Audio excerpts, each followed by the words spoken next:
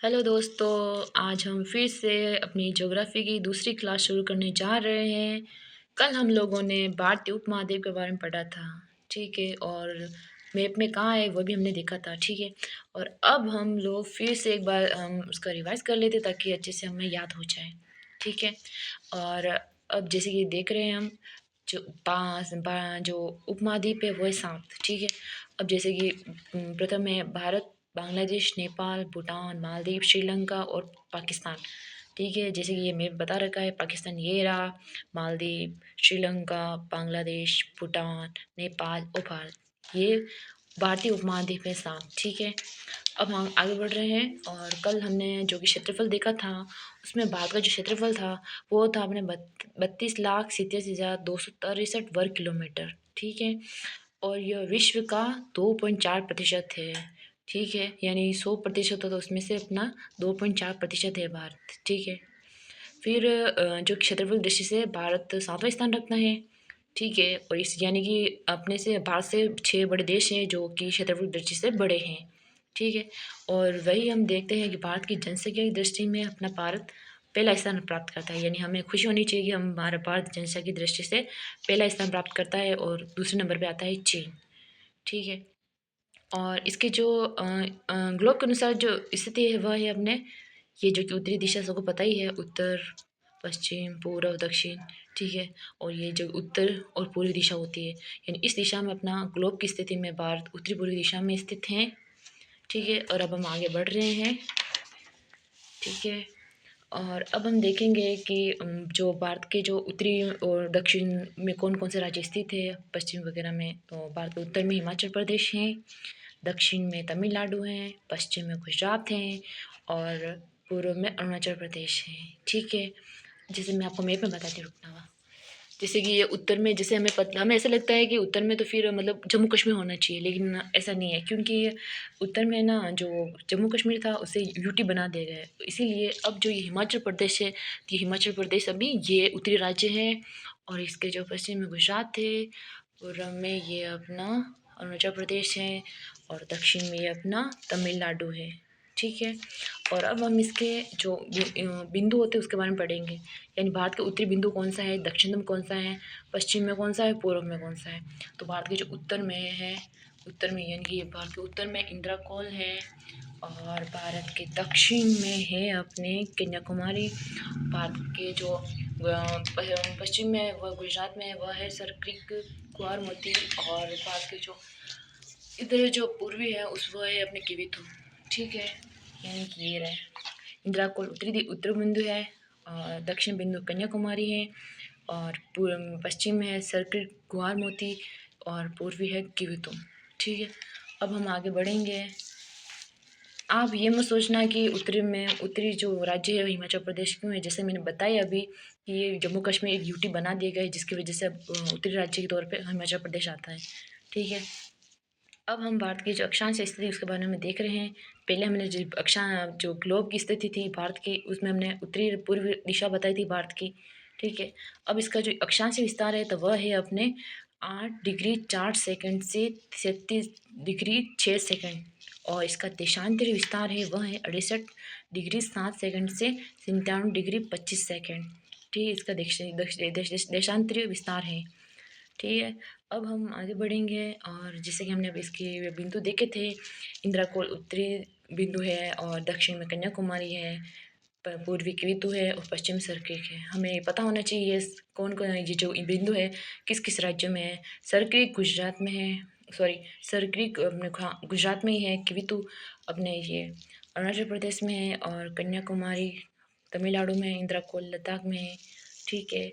और भारत का सबसे दूरस्थम बिंदु है वह है इंदिरा पॉइंट, जो कि बिग मिलियन पॉइंट है, और यह दक्षिण में स्थित है, और ये यहाँ पे है, ठीक है। हाँ तो दोस्तों, ये जो कन्याकुमारी है ना, ये भारत का दक्षिणतम बिंदु है, ठीक है। और इसका जो भारत नहीं सॉरी भारत का जो दक्षिणतम दूरस्थ बिंदु है वह है अपने इंदिरा पॉइंट, जो कि अंडमान निकोबार में स्थित है, ठीक है। आप इसमें कंफ्यूजन ना होए कि ये इंदिरा पॉइंट है और ये अपनी ये इंदिरा ये है जो, ठीक है, क्योंकि ये अपने भारत का दक्षिण बिंदु है और ये अपने दूरस्थ बिंदु है, ठीक है। अब हम आगे बढ़ रहे हैं। इंदिरा पॉइंट है ना, इसे ना पिगमिलियन पॉइंट भी कहा जाता है, ठीक है, और ये अपने अंडमान निकोबार में स्थित है। और अब हम देख रहे हैं कि भारत की जो उत्तर से दक्षिण तक की लंबाई, ठीक है, यानी ये जो भारत है यहाँ से यहाँ तक की लंबाई और यहाँ की इसकी चौड़ाई होती है, ठीक है। तो यहाँ से यहाँ तक की इसकी लंबाई है वो है 3214 इसकी किलोमीटर इसकी लंबाई है। और इसका जो चौड़ाई है, ठीक है, तो वो है अपने जो ये पश्चिम से पूर्व तक की है 2933 है, ठीक है। और हम अब आगे बढ़ रहे हैं और इसके जो भारत के जो हमारे जो केंद्र शासित प्रदेश हैं उसके बारे में पढ़ रहे हैं, ठीक है। अभी तक हमारे जो 8 केंद्र शासित प्रदेश हैं और उसकी राजधानी के बारे में पढ़ रहे हैं, ठीक है। दिल्ली जो कि अपने सेंटर में सबको पता ही है, दिल्ली जिसकी राजधानी में नई दिल्ली, ठीक है। और पुडुचेरी, पांडिचेरी, लद्दाख, लेह, ठीक, लद्दाख अभी नया बना है यूटी, लक्षद्वीप की कवारती और चंडीगढ़ की चंडीगढ़, अंडमान निकोबार की पोर्ट ब्लेयर, जम्मू कश्मीर की श्रीनगर और दादर व नागर हवेली दमन दीव इसकी है दमन, ठीक है। यानी कि ये हम लोगों ने अभी इसकी यूटी देखा है, यूटी यानी केंद्र शासित प्रदेश, और इसकी राजधानी हमें पढ़ा है, ठीक है।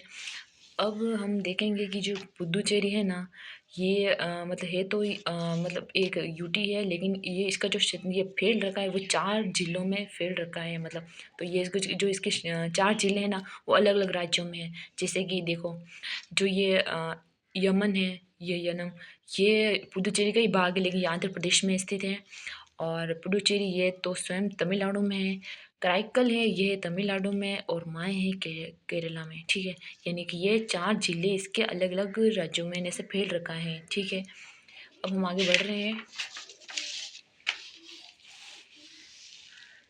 भारत जो है ना, मतलब 3 देशों के साथ में कौन कौन से राज्य हैं अपने जो सीमा बनाते हैं, ठीक है। लद्दाख है, ये पाकिस्तान, अफ़गानिस्तान और चीन के साथ में इसकी सीमा लगती हैं। सिक्किम है, तो इसकी सीमा चीन, नेपाल और भूटान के साथ में लगती है। मैं आपको मैप में बताऊंगी, लेकिन पहले हम इस तरह से बताते हैं ताकि आपको इससे पता चले कि नाम किसके साथ में क्या ऐड हो रहा है, ठीक है। अरुणाचल प्रदेश से यह भूटान, चीन और म्यांमार के साथ में लगती है। पश्चिम बंगाल है तो नेपाल, भूटान और बांग्लादेश, ठीक है। अब मैं आपको बताती हूँ कि लद्दाख के साथ में जो पाकिस्तान, अफगानिस्तान, चाइना की सीमा लगती है वो कैसे लगती है, ठीक है। तो ये हमारा यहाँ पे हमारा लद्दाख है, और ये पाकिस्तान, यहाँ पे अफ़गानिस्तान है, और यहाँ चीन है, ठीक है, जिसकी ये इसकी सीमा लगती है, ठीक है। और उसके बाद में आता है सिक्किम, तो ये रहा अपना सिक्किम। सिक्किम के साथ में चीन, भूटान, भूटान और ये रहा अपना नेपाल, ठीक है, इसके साथ में इसकी सीमा लगती है, ठीक है। फिर आता अपना ये अरुणाचल प्रदेश। अरुणाचल प्रदेश से तो इसकी सीमा है ना, ये जस्ट इसका ये टच हो रहा है भूटान, ठीक है। भूटान के बाद में इसमें यहाँ चीन का भाग है, ठीक है, और ये इधर म्यांमार है तो इसकी सीमा लगती है इसके साथ में, ठीक है। फिर अपना आता है ये पश्चिम बंगाल, ठीक है, ये अपन राज्य है जैसे कि वो पता ही है, ठीक है। इसके साथ में ये इधर से ये फैल रहा है, सिक्किम के साथ अटैच होता है, यहाँ नेपाल की सीमा इससे टच होती है, ठीक है। और फिर इसके साथ में अपने ये यहाँ से थोड़ी भूटान से भी संबंधित है, ठीक है। और फिर ये आता है नीचे बांग्लादेश, ठीक है। ये इन तीनों से ये अटैच हो रखा है बांग्लादेश, ठीक है। और जैसे कि हमने देखा ये 3 देशों के साथ में कौन कौन से राज्य सीमा बनाते हैं। अब हम देखेंगे कि कौन से ऐसे राज्य हैं जो मात्र एक देश से ही, मतलब एक राज्य से ही सीमा बनाते हैं, ठीक है। और भारत के जो सिक्किम और मेघालय है ना, ये केवल एक ही राज्य से सीमा लगाते हैं। जो सिक्किम है ना, पश्चिम बंगाल से, मैं बताती हूँ आपको, ये रहा सिक्किम, ये इसकी सीमा सिर्फ पश्चिम बंगाल से लगती है। इधर नेपाल आ चुका है और इधर भूटान है, ठीक है।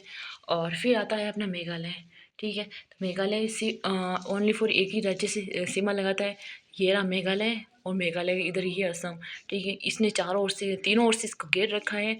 और एक और देखा जाए तो ये बांग्लादेश आ चुका है, जिसकी वजह से इसकी सीमा इससे लग जाती है, और ये इसकी सीमा ओनली फॉर मतलब असम से ही लगती है, और इधर ये बांग्लादेश आ जाता है, ठीक है। यानी कि ये भारत के मतलब ऐसे राज्य हैं जो सिर्फ एक राज्य से सीमा बनाते हैं ना, बाकी तो और जैसे किसी न किसी से और लगाते ही हैं, ठीक है। तो और हम अब नेक्स्ट वीडियो में मिलेंगे। धन्यवाद।